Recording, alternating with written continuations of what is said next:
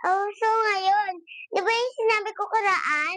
Ayan na, oh, 'yan aayos pa 'yan bukas kasi hindi pa tapos, napagod yung mga ano namin, 'yan. At saka tingnan niyo naman naayos na kasi yung sinabi ko karaan, 'yan. Yan. Kasi yung karaan naalala niyo yun, yung karaan sinabi ko yung papaayos yung bahay namin, pero bubong lang yun, 'di ba? Sinabi ko, 'yan.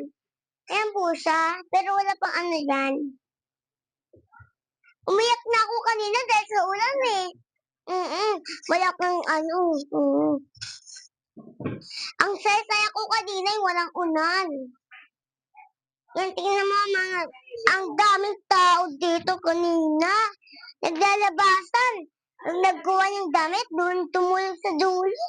At saka, like and comment at share.